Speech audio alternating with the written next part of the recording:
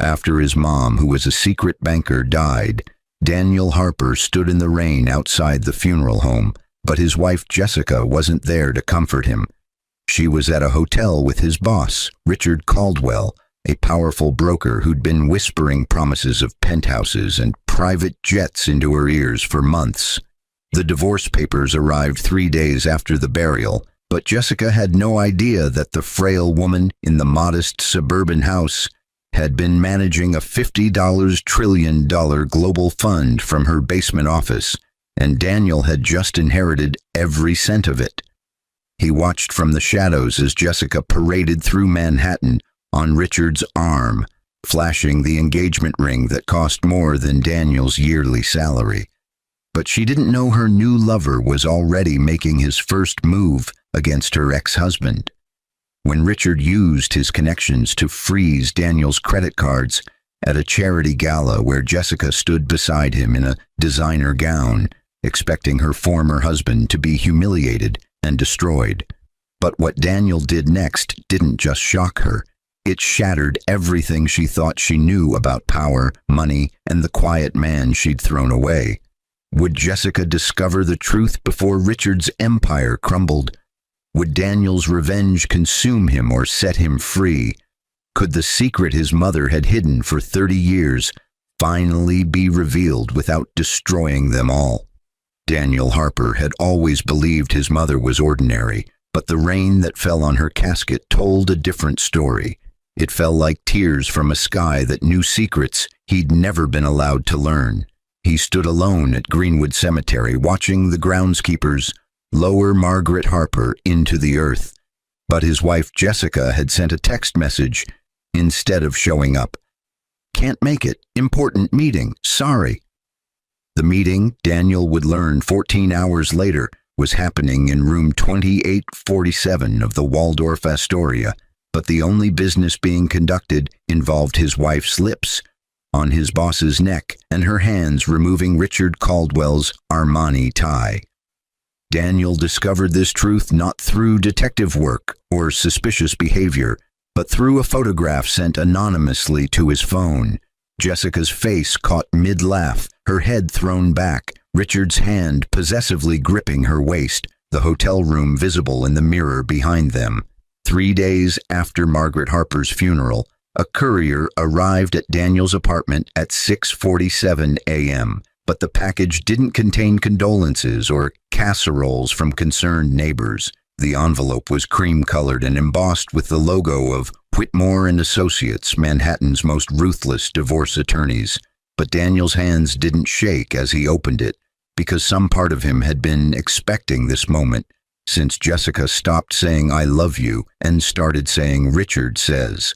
The divorce papers cited irreconcilable differences, but the attached note in Jessica's handwriting revealed the real reason.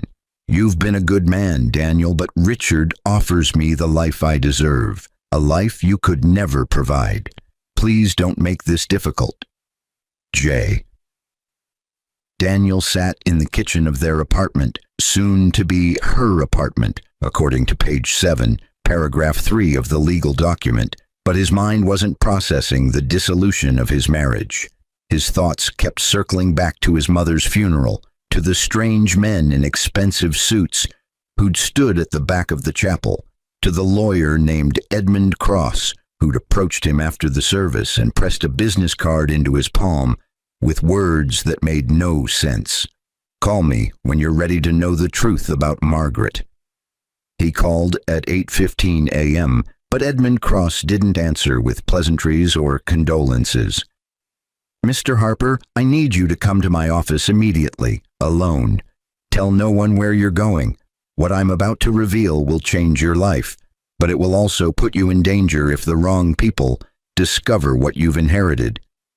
The offices of Cross and Meridian occupied the 73rd floor of a building Daniel had walked past 1,000 times, but never imagined entering. Edmund Cross was 67 years old with silver hair and eyes that had witnessed decades of secrets, but his handshake was firm and his voice was steady as he gestured Daniel toward a leather chair, that probably cost more than Daniel's car. Your mother wasn't who you thought she was, Edmund began, but he didn't wait for Daniel to process this statement before continuing. Margaret Harper was born Margaret Vandross in Geneva, Switzerland. She wasn't a retired secretary. She was one of the most brilliant financial architects of the modern age, but she operated in absolute secrecy for 30 years. Daniel opened his mouth to protest, to defend his mother's memory against this stranger's delusions, but Edmund slid a folder across the mahogany desk. Inside were photographs.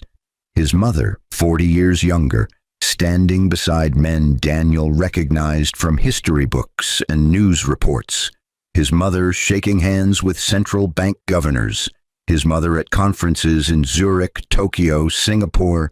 His mother in a sleek business suit that looked nothing like the floral dresses she'd worn to his school plays and baseball games. Your mother managed the Vandross Global Fund, Edmund continued, but his voice dropped to barely above a whisper. $50 trillion, Daniel. Assets accumulated and invested across every major market on Earth, but held in a structure so complex that most governments don't know it exists. She built it over decades, starting with inheritance money and turning it into something that could reshape global economies with a single transaction. The number was incomprehensible, but Daniel's voice worked enough to ask, why? Why would she live in that small house? Why would she drive that old Honda? Why would she let me work at Caldwell Investments for a salary that barely covered rent? Edmund's expression softened, but his answer cut deep. Because she was protecting you. The kind of money she controlled attracts dangerous attention, but she wanted you to have a normal life for as long as possible. She wanted you to learn to work, to struggle, to understand the value of things before you inherited the power to buy anything. She made me promise to wait until after her death to reveal the truth, but she also made me promise to teach you how to wield this inheritance responsibly. Daniel's hands were shaking now, but not from grief or shock, from anger. She let me struggle. She watched me take verbal abuse from Richard Caldwell.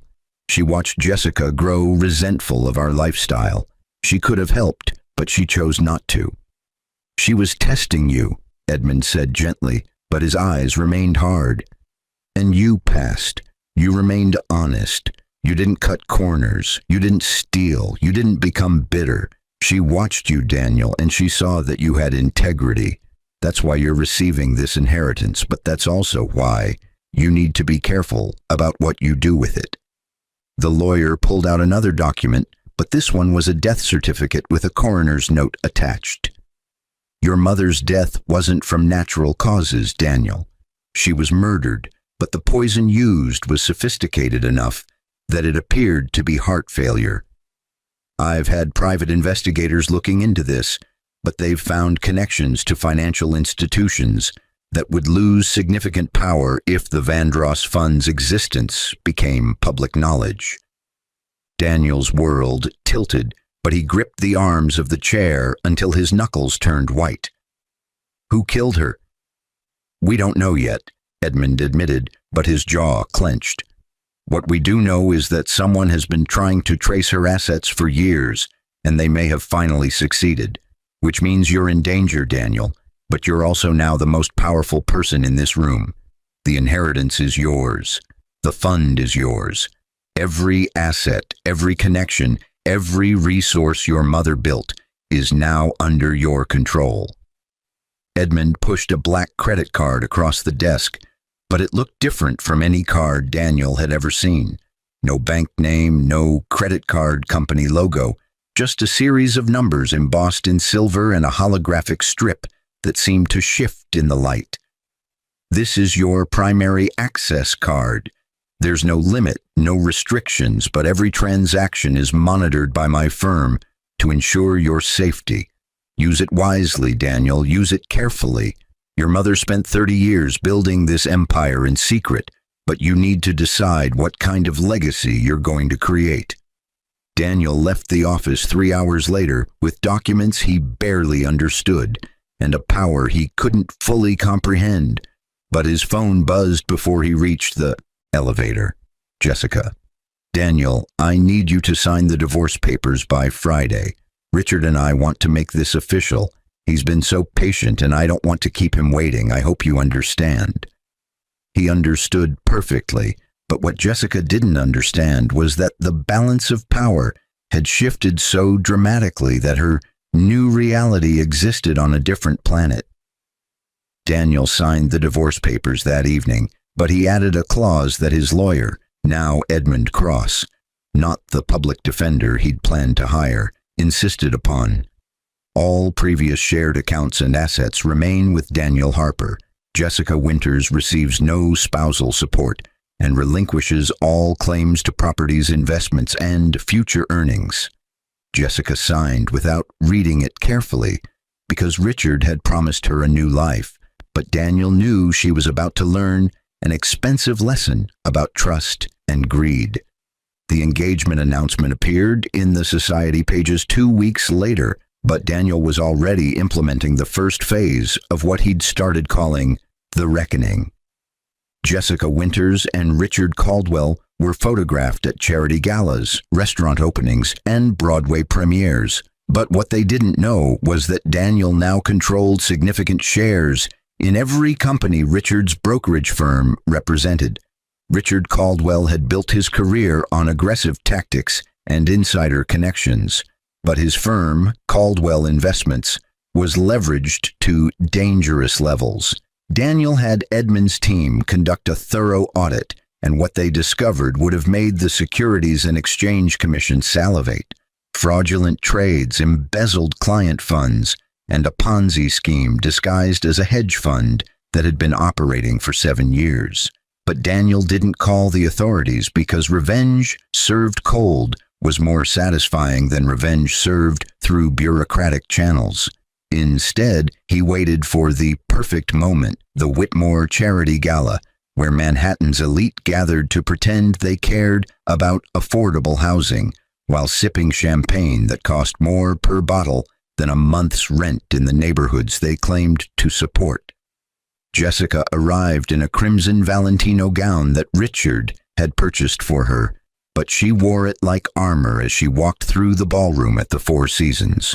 Richard's hand never left her waist, his smile never faltered, but his eyes scanned the room constantly, cataloging who mattered and who didn't.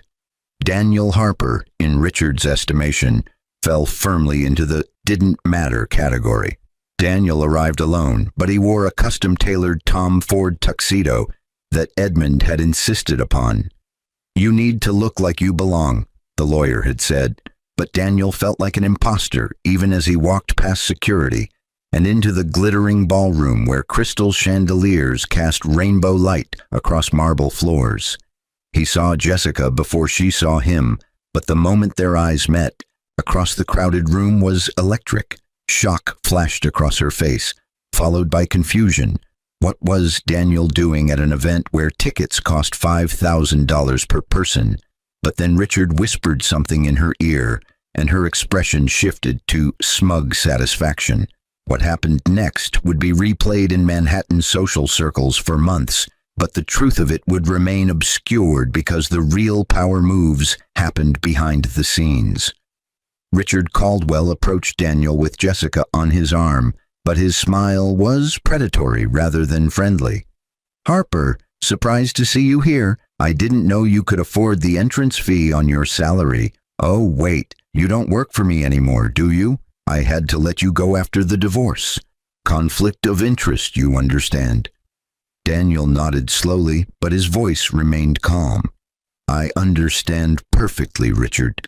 I also understand you've been creative with your client accounts. Very creative." Richard's smile tightened, but Jessica's hand squeezed his arm, a gesture that said, "Ignore him, he's just bitter." "Careful, Harper. Defamation is expensive, and I have lawyers who would eat you alive." "As do I," Daniel replied, but he pulled out his phone and showed them a screenshot. It was Richard's personal credit card statement, but the numbers were shocking. $847,000 in charges over the past 3 months. But Richard's legitimate income couldn't possibly support that spending. I own significant shares in American Platinum Bank now. Fascinating what you can discover when you have access to financial records. Richard's face went pale, but he recovered quickly. That's private information. You can't. I can, Daniel interrupted, but his voice never rose above conversational volume. I can do many things now, Richard. I can do things that would terrify you if you understood the scope of my resources. But I'm not here to threaten you. I'm here to offer you a choice.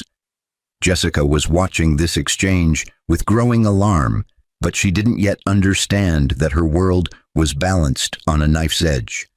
Daniel, what are you talking about? What resources? You're an analyst. You were barely making $70,000 a year when we were married. Was, Daniel confirmed, but he smiled for the first time. Past tense, Jessica. Things change. People change. Financial situations change dramatically when you inherit a $50 trillion global fund from your mother, who was a secret banker. The number hung in the air like a bomb, but neither Jessica nor Richard seemed able to process it. 50 trillion, not million, not billion, trillion. That's impossible, Richard finally said, but his voice lacked conviction. No one person controls that much wealth. It doesn't exist. It exists, Daniel said quietly, but Edmund Cross had appeared at his elbow, a ghost in an impeccable suit. My lawyer can provide documentation if you'd like, but I think we both know that would be unnecessary. What's necessary, Richard, is that you make a choice right now. You can resign from Caldwell Investments tonight, surrender your brokerage license, and disappear quietly. Or I can release the audit my team conducted on your firm, and you can spend the next 20 years in federal prison for fraud, embezzlement, and securities violations. Richard's jaw clenched, but his eyes darted to Jessica. This is insane. You're bluffing. I never bluff, Daniel replied, but then he did something that shocked everyone watching. He pulled out the black credit card Edmund had given him and handed it to a waiter. Please charge everything tonight to this card. Every auction item, every drink, every meal. I'm covering the entire gala. The waiter looked at the card skeptically, but when he swiped it through the payment system, the transaction went through instantly. $2.7 million. Approved without a single verification call. The room had gone quiet, but not because people had been listening to Daniel's conversation with Richard. The sound system had just announced that an anonymous donor had covered every expense for the evening, and the director of the Whitmore Foundation was on stage thanking a generous benefactor who wishes to remain unnamed. Jessica's face had gone white, but Daniel wasn't watching her anymore. He was watching Richard, who seemed to be calculating odds and consequences with the speed of a man who'd spent his career gaming systems. You can't freeze my credit cards, Richard said suddenly, but it was a statement born of defiance rather than confidence. I have accounts at 15 different banks. I have credit lines totaling $12 million. You can't. Daniel pulled out his phone again and made a single call, but he didn't identify himself. Execute Protocol 7. 30 seconds later, Richard's phone began buzzing, and buzzing, and buzzing. Text messages from every bank he'd ever used, every credit card company, every financial institution. Account frozen due to suspicious activity. Please contact customer service. Richard stared at his phone like it had become a venomous snake, but Jessica was looking at Daniel with an expression that mixed horror and dawning comprehension. How? How is this possible? My mother spent 30 years building a network that touches every major financial system on Earth, Daniel explained, but his voice held no triumph, only tired resignation. She did it in secret because she understood that this kind of power corrupts, but she also understood that someone needed to maintain balance. She chose me as her successor, but not before teaching me that wealth without purpose is just numbers on a screen. He turned to Jessica fully now, but his eyes held no anger, only sadness. You divorced me because I couldn't give you the life you wanted, because Richard promised you penthouses and private jets and a world where money solved every problem. But you never asked what I wanted, Jessica. You never asked what made me happy. You assumed I was content being mediocre, but the truth is I was content being honest. I was content working hard. I was content building a life with someone I loved, but you weren't. You wanted more, and Richard promised to give it to you. Jessica's eyes were filling with tears, but Daniel didn't stop. Now you're going to marry a man who built his empire on fraud, a man who embezzled millions from clients who trusted him, a man who's about to lose everything because he made the mistake of targeting me after my mother died. And you're going to lose everything too, Jessica, because you chose greed over loyalty. Daniel, Jessica started, but Richard interrupted her. What do you want? Richard demanded, but his voice had lost its smooth confidence. Money? You clearly don't need it. Public humiliation. You're doing that right now. What's your end game, Harper? Daniel considered the question, but Edmund Cross answered for him. Justice. The clients Richard embezzled from will receive full restitution by the end of the week. The Ponzi scheme will be dismantled and legitimate investors will recover their losses. Richard Caldwell will resign in disgrace, but he won't face criminal prosecution if he cooperates fully. And Jessica Winters will learn an expensive lesson about judging people by their bank accounts rather than their character. That's it, Richard asked, but he seemed suspicious of the relatively lenient terms. I resign, pay back the money, and walk away. With nothing, Daniel clarified. You'll walk away with nothing, Richard. No assets, no reputation, no future in finance. You'll spend the rest of your life knowing that you could have been honest, could have been legitimate, but you chose the easy path. And that path led you here, to this moment, where a man you considered beneath you just destroyed everything you built. Richard looked at Jessica, but she was still staring at Daniel. I'm sorry, she whispered, but the apology felt hollow. I didn't know. I didn't understand. You didn't ask, Daniel replied, but his voice was gentle. You saw what you wanted to see, Jessica. You saw a man who worked long hours for modest pay. You saw a husband who couldn't afford expensive restaurants or luxury vacations. But you never saw the man who came home to you every night, who loved you despite your complaints, who would have given you the world if you'd just been patient enough to let him inherit it properly. The gala continued around them, but the three of them stood frozen in a tableau of broken dreams and shattered illusions. Richard Caldwell would resign the following morning, and by evening, every major news outlet would be reporting on the collapse of Caldwell, investments, and the mysterious White Knight investor who'd ensured clients were made whole. Jessica would break off the engagement within a week, but Daniel would never know if she did it out of guilt or simply because Richard no longer had money. But that night, as Daniel walked out of the Four Seasons Hotel and into the cool Manhattan evening, he felt something he hadn't experienced since his mother's funeral. Peace.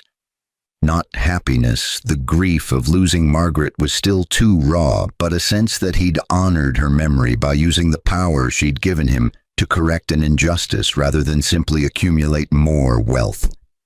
Edmund Cross caught up with him on the sidewalk, but the lawyer was smiling. Your mother would be proud. She always said the true test of character was how someone wielded power when they had every reason to abuse it. What happens now? Daniel asked, but he wasn't sure he wanted to know the answer. Now you decide what to do with 50 trillion, Edmund replied, but his tone was serious.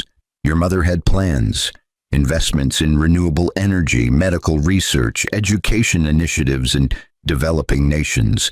She wanted to change the world quietly, without fanfare or ego. The question is whether you want to continue her work or chart your own course. Daniel thought about his mother in that basement office, managing incomprehensible sums of money while cooking him dinner and helping him with homework. He thought about the secret she'd kept for 30 years, the double life she'd lived, the sacrifices she'd made to protect him from the dangers that came with extreme wealth. "I want to continue her work," he said finally, but he added a caveat. "But I also want to find out who killed her. Someone poisoned her, Edmund. Someone murdered her to get to this money. I can't let that go unanswered." Edmund's expression darkened, but he nodded. "I've been conducting my own investigation, and I have leads. Dangerous leads that point to some of the most powerful financial institutions in the world. If we pursue this, Daniel, we'll be declaring war on organizations that have toppled governments and destroyed lives. Are you prepared for that?" Daniel looked back at the Four Seasons, at the glittering windows where Manhattan's elite were still celebrating their charitable contributions and social standing, but his mind was already made up. "My mother spent 30 years fighting these battles in secret. The least I can do is fight them openly with every resource she left me. Find the people who killed her, Edmund. Find them, and I'll make sure they face justice." The lawyer extended his hand, but his grip was firm. "Then we begin tomorrow. Tonight, go home and rest. You've had enough revelations for one evening." But Daniel didn't go home. Home was the apartment he'd shared with Jessica, now empty except for his clothes and books. Instead, he walked through Manhattan for hours, processing everything that had happened, everything that would happen, everything his life had become. 3 weeks later, the investigation into Margaret Harper's death led to a mid-level executive at Consolidated Global Banking named Trevor Morrison. But Trevor was just a foot soldier following orders from higher up the chain. Edmund's investigators tracked the orders to a secretive investment consortium called the Basel Group. But the Basel Group didn't officially exist.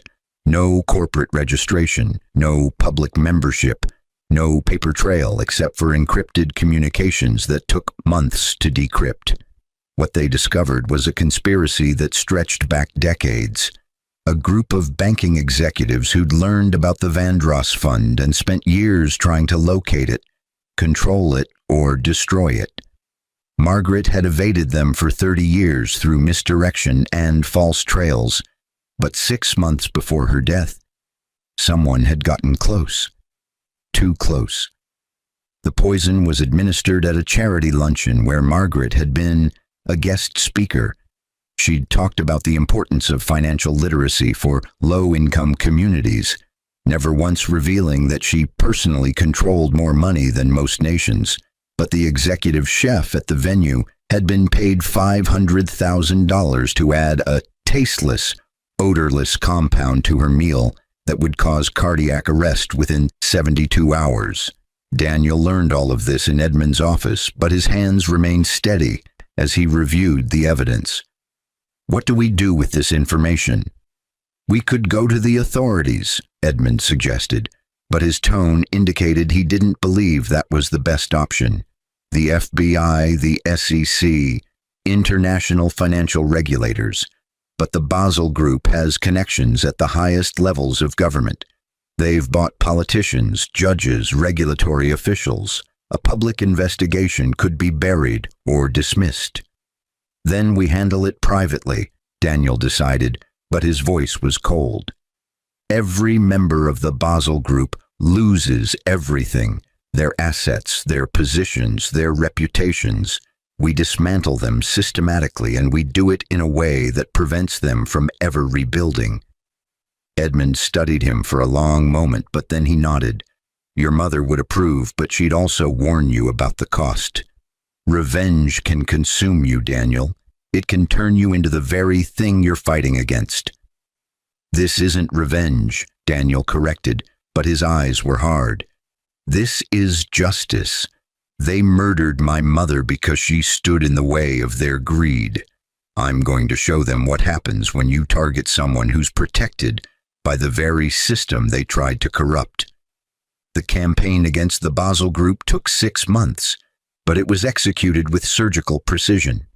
Daniel used his control of the Vandross Fund to systematically expose every member's illegal activities: insider trading, market manipulation, tax evasion, bribery. One by one, they resigned in disgrace or faced criminal prosecution, but the media never connected these seemingly unrelated scandals to a coordinated attack by a single entity. The final member to fall was Gerald Hutchinson, the CEO of Consolidated Global Banking and the man who'd ordered Margaret Harper's assassination. Daniel didn't expose him through public channels, but instead arranged a private meeting in the same Four Seasons ballroom where he'd confronted Richard and Jessica months earlier. Gerald was 72 years old, with white hair and cold blue eyes that had watched empires rise and fall, but he seemed genuinely curious as he sat across from Daniel in an otherwise empty room. "You've been busy, Mr. Harper. Quite impressive for someone so young. Your mother taught you well." "My mother taught me that power should be used responsibly," Daniel replied, but his voice was steady. "You had her killed because you wanted to steal what she'd built. You wanted to control the Vandross Fund and use it to dominate global markets.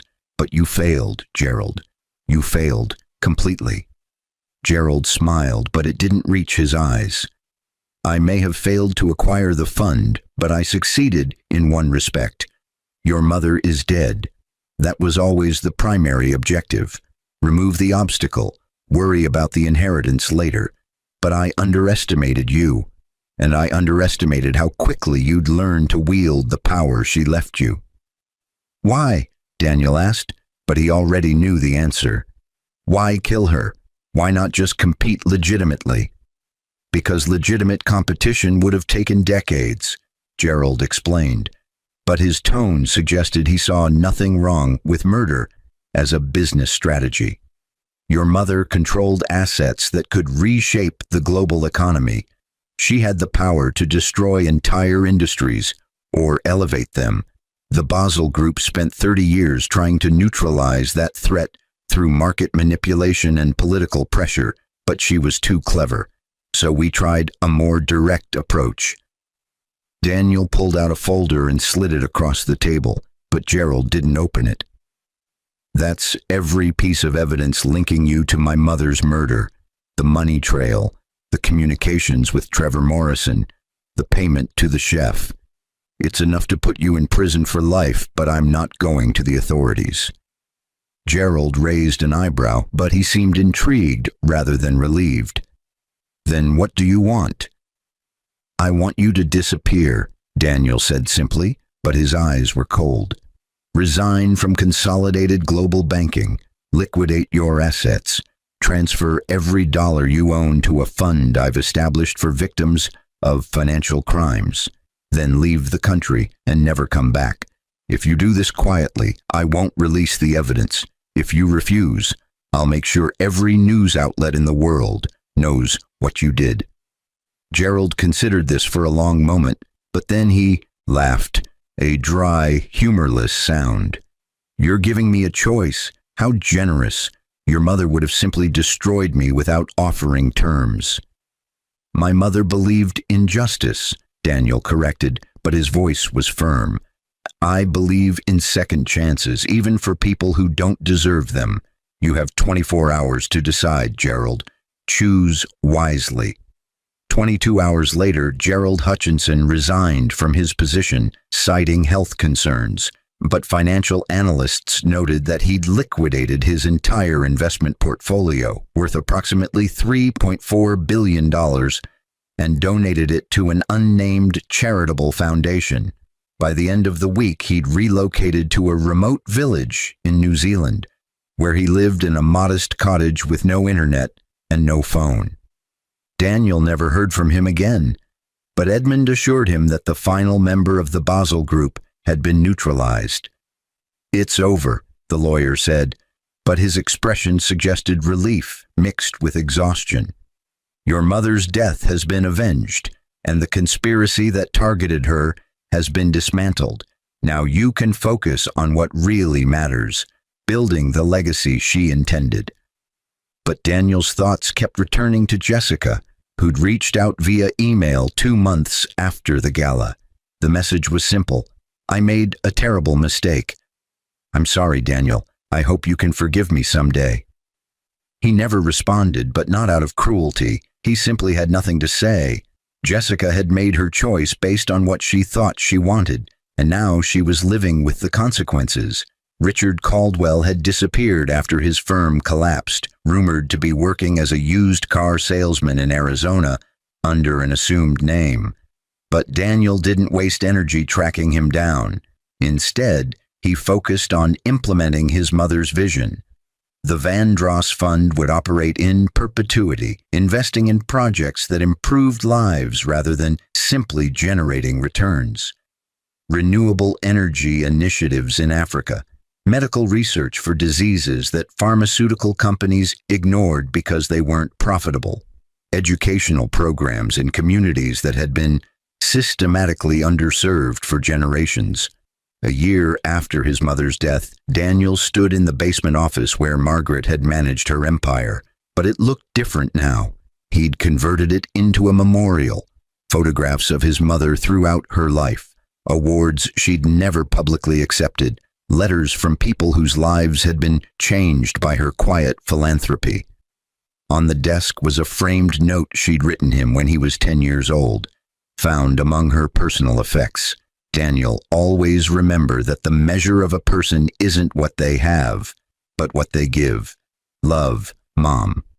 Edmund joined him in the basement, but the lawyer's expression was troubled. "We have a problem. A new problem." Daniel turned, but he felt strangely calm. "What kind of problem?" "Someone's been accessing the Vandross Fund's systems, not trying to steal anything, just observing, monitoring transactions, tracking investments. We've traced the intrusion to a server in Singapore, but beyond that, the trail goes cold. Someone knows about the fund, Daniel, and they're studying it carefully." "Another conspiracy?" Daniel asked, but he wasn't surprised. His mother had warned him through Edmund that the kind of power the Vandross Fund represented would always attract predators and opportunists. "Possibly," Edmund admitted, but his voice was cautious.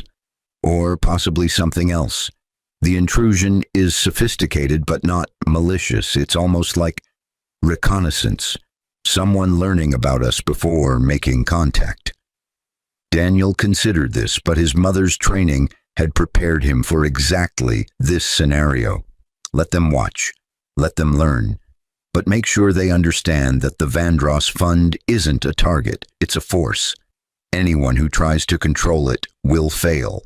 Anyone who tries to destroy it will be destroyed.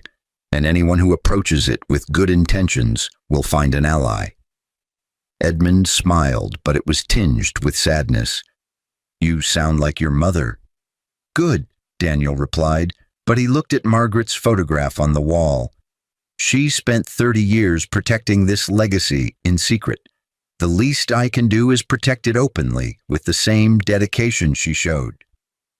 2 years after Margaret Harper's death, Daniel Harper had become a ghost in Manhattan's financial circles. People knew the name, knew the power, but few had ever met him. He didn't attend galas anymore, didn't seek publicity, didn't court influence. Instead, he worked quietly, just as his mother had, investing in projects that would never generate headlines but would change lives incrementally, persistently, permanently. Jessica had remarried, not to someone wealthy, but to a school teacher she'd met at a community center where she volunteered. Daniel learned this through a mutual friend, but he felt only relief that she'd found happiness through humility rather than greed. Richard Caldwell had indeed become a used car salesman, but he'd also started a blog about financial ethics and the dangers of unchecked ambition. Daniel read it occasionally, surprised to find genuine remorse in Richard's words. As for the mysterious intrusion into the Vandross Fund's systems, it turned out to be a young programmer in Singapore named Maya Chen, but she wasn't a threat. She'd stumbled upon traces of the fund while investigating financial crimes for a non-profit organization, and she'd been trying to understand its scope and purpose. When Daniel finally made contact, offering her a position managing the fund's cybersecurity, she accepted immediately. "Your mother was brilliant," Maya told him during their first meeting, but her voice held genuine admiration. "She built something that shouldn't be possible, a financial system that operates independently of political influence, corporate greed, or individual ego. Most people would have used that power to dominate. She used it to help."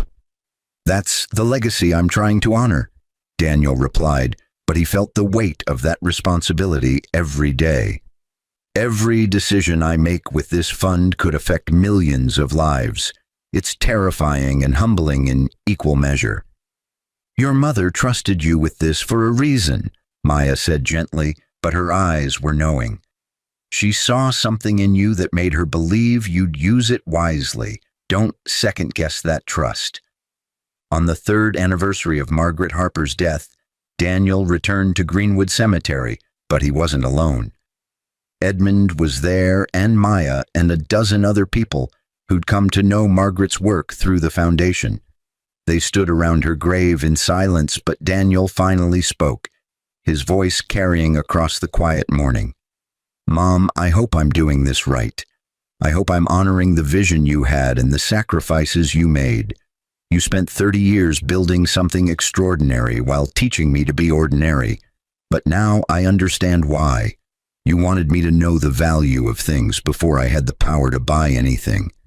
You wanted me to understand struggle before I had the ability to eliminate it for others. You wanted me to be humble before you gave me a reason to be proud." He paused, but tears were running down his face. "I miss you every day. I miss your advice, your humor, your quiet strength. But I also feel you in everything I do with the fund. Every investment, every project, every decision. I ask myself what you would do, and somehow I always know the answer." The wind picked up, rustling through the cemetery trees, but Daniel took it as a sign that his mother was listening. He placed a single white rose on her grave, then walked away with the others, ready to continue the work that would define the rest of his life. The Vandross Fund would grow over the years, not in accumulated wealth, but in impact. 30 years after Margaret's death, when Daniel was himself an old man with silver hair and tired eyes, a historian would interview him for a book about secret philanthropy. The historian would ask, "Do you ever regret the choices you made? Do you wonder what your life would have been like if your mother had been honest from the beginning?" Daniel would consider the question carefully, but his answer would be simple. "My mother gave me 2 gifts. The first was $50 trillion and the power to change the world. The second was the wisdom to know that the money meant nothing without purpose, that power without integrity was just tyranny in expensive clothes. I wouldn't trade either gift for anything, but the second one was infinitely more valuable than the first." And in that moment, the historian would understand that Margaret Harper's greatest legacy wasn't the fund she'd built or the wealth she'd accumulated, but the son she'd raised to be worthy of both. Jessica would read that book years later, long after Daniel had passed away and the Vandross Fund had become a subject of academic study and policy debates. But she would close it with tears in her eyes and a final understanding of what she'd lost when she chose Richard's promises over Daniel's quiet devotion. But by then, it would be far too late to apologize, far too late to make amends, far too late to do anything except live with the knowledge that she'd once been married to the most powerful man in the world and had thrown it away for a broker's empty promises and a diamond ring. The shock of what Daniel did, not just to Richard, not just to the Basel Group, but to the entire architecture of global finance by continuing his mother's work with even greater dedication, would ripple through generations, but it would always be discussed in whispers rather than headlines, in private conversations rather than public forums, because true power, as Margaret Harper had taught her son, was never about recognition or fame. It was about impact. It was about legacy. It was about changing the world so fundamentally that people felt the effects without ever knowing the source. And Daniel Harper, the quiet man who'd been underestimated by his wife, dismissed by his boss, and tested by his mother's impossible inheritance, had learned that lesson perfectly. 15 years had passed since Daniel Harper stood at his mother's grave and made his promise, but the morning he received the envelope marked "Final Instructions to be opened upon completion" felt like stepping back in time. Edmund Cross had died 3 months earlier at the age of 82, but his law firm had continued executing his final wishes with precision that suggested the old lawyer had planned every detail years in advance. Daniel sat in his penthouse office. He'd finally allowed himself this one luxury after Maya had insisted he needed a proper workspace. But the view of Manhattan meant nothing as he broke the wax seal on the envelope. Inside was a letter in Edmund's distinctive handwriting, but also a USB drive and a photograph he'd never seen before. His mother, no more than 25 years old, sitting across from a younger Edmund in what appeared to be a cafe in Geneva. The letter began without preamble. "Daniel, if you're reading this, it means I've fulfilled my promise to your mother and guided you through the most dangerous years of your inheritance. But it also means you're ready for the final truth. The truth Margaret made me swear I'd reveal only after you'd proven yourself worthy not just of the money, but of the mission. Your mother didn't create the Vandross Fund, Daniel. She inherited it." Daniel's hands tightened on the paper, but he kept reading. The fund was established in 1847 by a woman named Charlotte Vandross, your mother's great-great-great-grandmother, but Charlotte wasn't a banker or an heiress. She was a former slave who escaped to Switzerland and built a fortune through intelligence, courage, and an understanding of financial systems that was decades ahead of her time. She created the fund with a single purpose: to accumulate enough wealth to systematically dismantle the economic systems that perpetuated slavery, oppression, and inequality. For 170 years, the Vandross Fund has been passed down through the women in your family, but always in secret, always with the same mission. Your mother was the seventh guardian. You are the eighth. And according to Charlotte's original charter, which I have included on the USB drive, the fund must continue until its mission is complete, until the economic systems that enable exploitation have been fundamentally transformed. Your mother chose you despite the tradition of female succession because she believed you embodied the values Charlotte had established: humility, integrity, compassion, and an unwillingness to use power for personal gain. But she also chose you because the mission was entering its most dangerous phase. The Basel Group wasn't the first conspiracy to target the fund, and it won't be the last. But what you need to understand, Daniel, is that the fund itself is now large enough to accomplish Charlotte's original mission. You have the resources to restructure global financial systems, to redistribute wealth on a scale that could eliminate poverty, to create an economic framework based on equity rather than exploitation. But your mother believed that doing so too quickly would cause chaos, wars, revolutions, suffering that would dwarf any good the fund could accomplish. So she developed a 50-year implementation plan, which you'll find on the USB drive, but she also left you with a choice. You can follow her plan exactly, implementing changes gradually and carefully, or you can accelerate the timeline if you believe the world is ready for more dramatic transformation. Or you can maintain the status quo, continuing to help incrementally while waiting for a future generation to complete the mission. Your mother trusted you to make this decision, Daniel. But she also wanted you to know that whatever you choose, you'll have support. The USB drive contains contacts for 17 other secret funds, similar to ours, other families, other legacies, other guardians who've been working toward the same goals for generations. They've been waiting for the Vandross Fund to reach critical mass, and now it has. Together you have the power to reshape human civilization, but that power comes with responsibility that would crush most people. Your mother believed you were strong enough to bear it. I came to agree with her, but I also want you to know that if you choose to pass this burden to someone else, to Maya, perhaps, or to a future heir, no one would judge you. You've already done more than Charlotte could have dreamed possible. The choice, as always, is yours. With respect and admiration, Edmund Cross Daniel set down the letter, but his hands were shaking.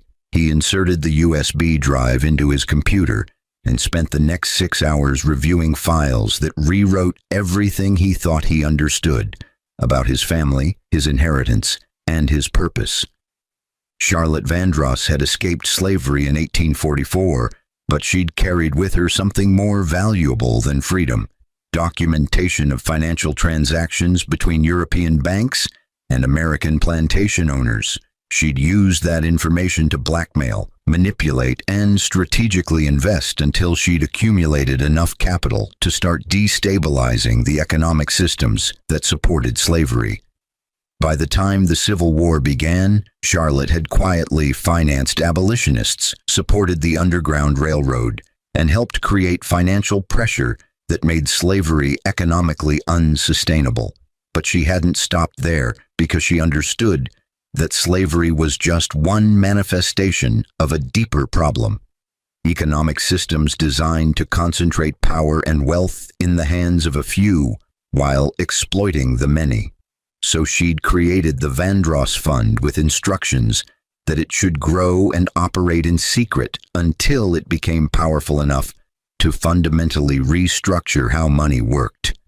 170 years later, Daniel Harper held that power in his hands, but the weight of it was crushing. He called Maya into his office, but when she arrived and saw his expression, she closed the door and sat down without speaking. "My mother left me a choice," Daniel said finally, but his voice was hollow. "Actually, Charlotte Vandross left me a choice 170 years ago. I can change everything, Maya. I can eliminate poverty. I can redistribute wealth on a scale that would make current economic inequality impossible. I can create a world where everyone has enough, but no one has obscene excess." Maya waited, but her eyes were knowing.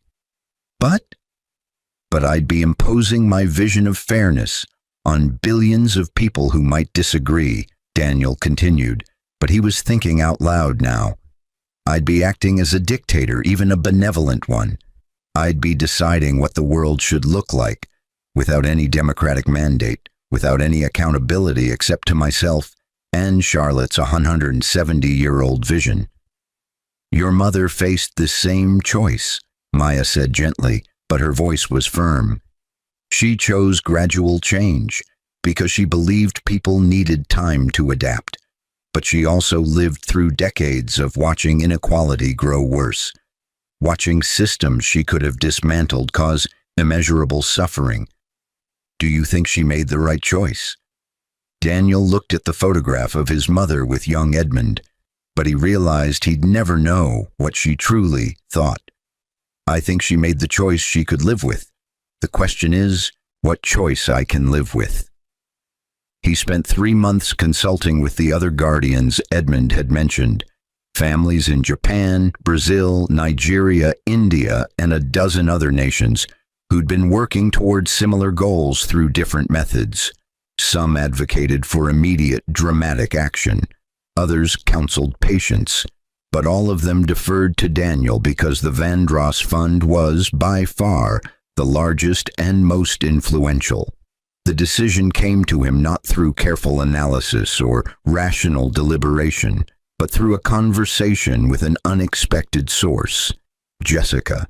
She'd reached out after reading Edmund's obituary, but her email was different from the apologetic message she'd sent years earlier.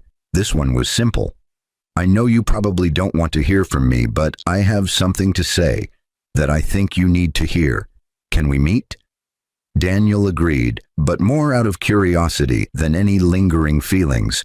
They met at a small cafe in Brooklyn, neutral territory, far from Manhattan's financial district. But Jessica looked different. Older, certainly, but also more grounded. The desperate hunger for luxury and status that had defined their marriage was gone, replaced by something that looked like hard-won peace. I'm not here to apologize again, Jessica said after they'd ordered coffee, but her voice was steady. You've heard that enough? I'm here to tell you something I learned after our divorce, something I think might help you. Daniel waited, but he was genuinely curious now. After Richard's firm collapsed and we broke up, I was lost, Jessica continued, but she wasn't looking for sympathy. I'd built my entire identity around wealth and status, and suddenly I had neither. I was working as a receptionist, living in a studio apartment, eating ramen for dinner, and I was miserable. But not because I was poor. I was miserable because I finally had to confront who I actually was without the costume of expensive clothes and fancy restaurants. She paused to sip her coffee, but her eyes never left Daniel's face. It took me 3 years of therapy to understand what I should have known all along. Happiness doesn't come from having more, it comes from being enough. I'm remarried now to a good man who makes a teacher's salary, and I'm happier than I ever was with you or Richard. Not because David is better than you, he's not, and I know that, but because I finally learned to be content with enough. Daniel absorbed this, but he wasn't sure how it related to his current dilemma. Why are you telling me this? Because I read about your mother, Jessica explained, but her voice was gentle.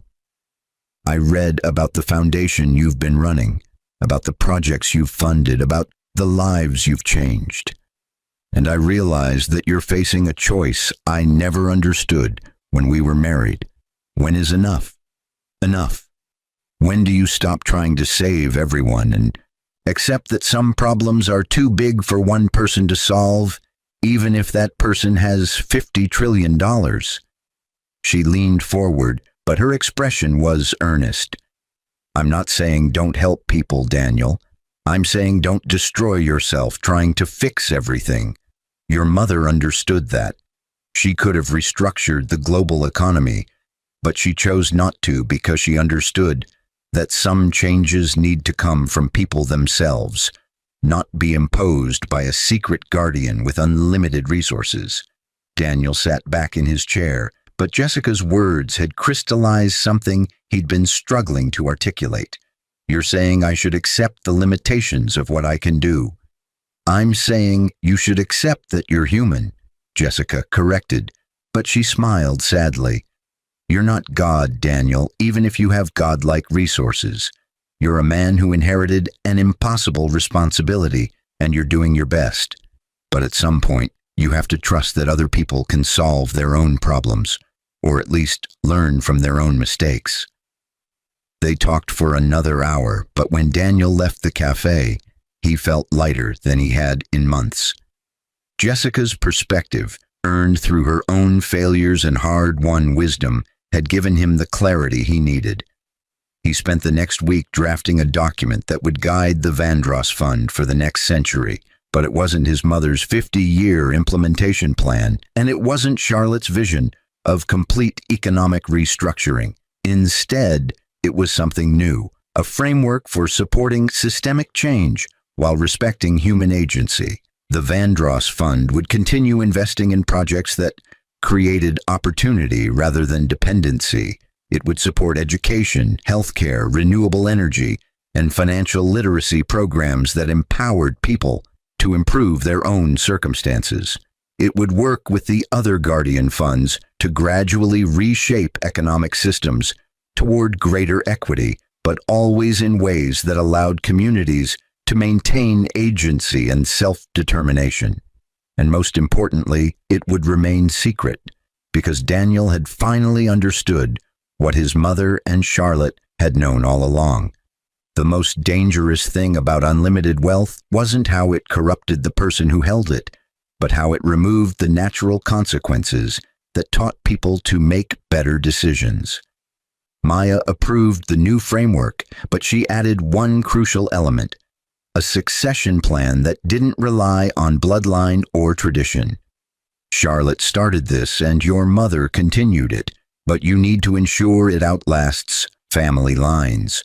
The fund should be inherited by whoever demonstrates the values it was built to support, regardless of whether they're related to you. Daniel agreed, but he also established a council of guardians who would collectively oversee the fund after his death. Not one person bearing the full weight, but a group sharing the responsibility. He invited Maya to chair the council, but he also recruited thoughtful leaders from around the world who understood both the power and the limitations of wealth.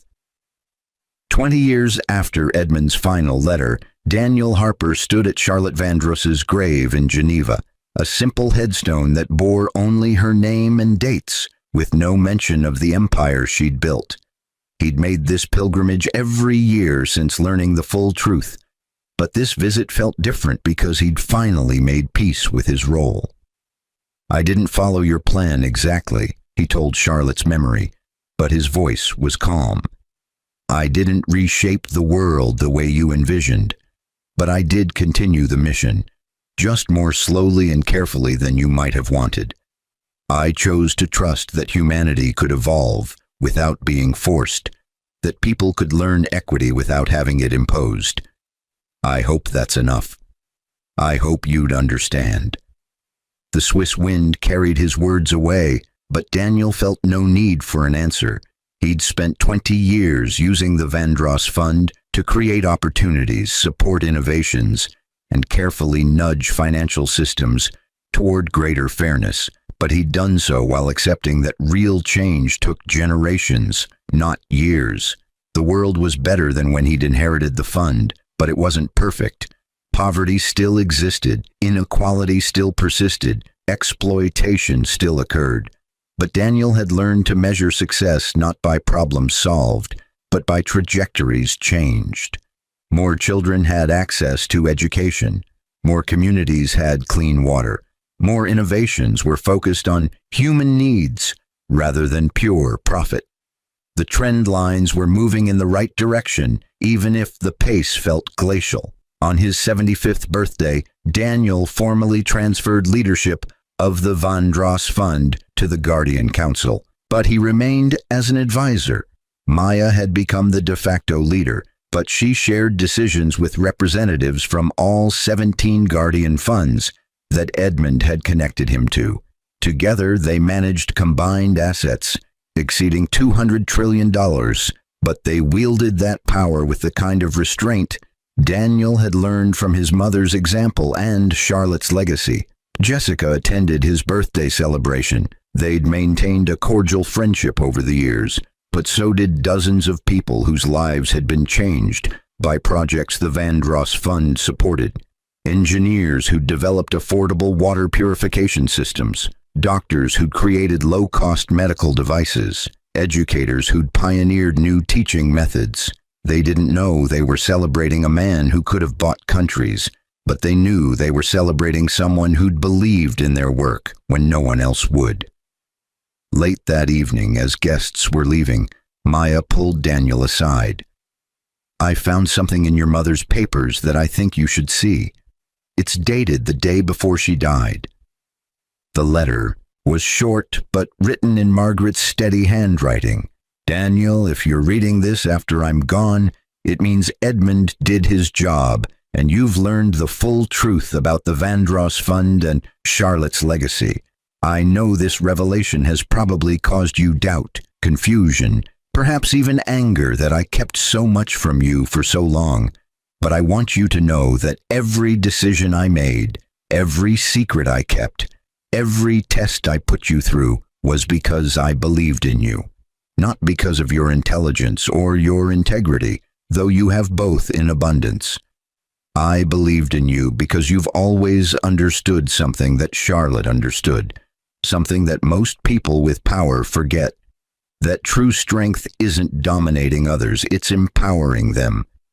You'll face impossible choices, my son. You'll be tempted to use the fund's resources to solve problems quickly rather than carefully. You'll see suffering you could alleviate immediately if you just imposed solutions. But I'm asking you to resist that temptation because lasting change comes from within communities, not from external forces, no matter how well-intentioned. Charlotte Vandross spent 170 years building this fund, and I spent 30 years managing it, but our work was just preparation. You are the one who will determine whether the Vandross Fund becomes a force for genuine transformation or just another tool of benevolent tyranny. I trust you to choose wisely, but I also want you to know that I'll always be proud of you, regardless of what you decide. You've already become the kind of man Charlotte hoped would eventually inherit her legacy, humble enough to doubt yourself, strong enough to bear impossible responsibility, and wise enough to know the difference between helping and controlling. I love you, Daniel. I always have. Even when I was testing you, especially when I was testing you. Mom Daniel read the letter 3 times, but tears were streaming down his face. By the end, his mother had known he would struggle with this burden, but she'd also known he was capable of bearing it. That faith, more than the money or the power or the legacy, was the true inheritance she'd left him. He looked at Maya, who was watching him with concern and understanding. She knew I'd doubt myself. She knew you'd care enough to doubt yourself, Maya corrected gently, but her voice was firm. People who never doubt themselves are the ones who cause the most harm. Your mother understood that the best guardians are the ones who question whether they should be guardians at all. That night, Daniel returned to his penthouse, but instead of reviewing financial reports or strategic plans, he simply sat by the window and watched Manhattan's lights stretch toward the horizon. Somewhere in this city were people struggling to pay rent, working multiple jobs, wondering if they'd ever achieve financial security. The Vandross Fund couldn't solve all their problems, but it could create conditions where solutions became possible. And maybe, Daniel thought as he finally drifted toward sleep, that was enough. Not perfect, not immediate, not miraculous, but enough. Charlotte Vandross had started a 170-year mission to transform economic systems, but she'd done so with patience born from understanding that real change outlasted lifetimes. Daniel would continue that mission, but he would do so with the wisdom his mother had spent 30 years teaching him. That power without patience was just violence, that wealth without purpose was just hoarding, and that the greatest legacy wasn't what you accumulated, but what you empowered others to achieve. The Vandross Fund would endure long after Daniel Harper was gone, but its greatest success wouldn't be measured in dollars or projects or lives changed. It would be measured in whether humanity eventually learned to build economic systems based on Charlotte's vision, systems where wealth served people rather than people serving wealth. And as Daniel finally closed his eyes, he felt his mother's presence one last time, not as a ghost or a memory, but as a feeling of absolute certainty. He was doing exactly what he was meant to do, exactly how it needed to be done. The shock of what Daniel did wasn't in how he used his inheritance, but in how he chose not to use it, restraining impossible power in service of a higher principle, trusting humanity to eventually rise to its better nature rather than forcing it to do so. And that restraint, born from love and wisdom passed down through generations, was the true revolution Charlotte Vandross had started 170 years earlier. It just took the right guardian to finally understand it.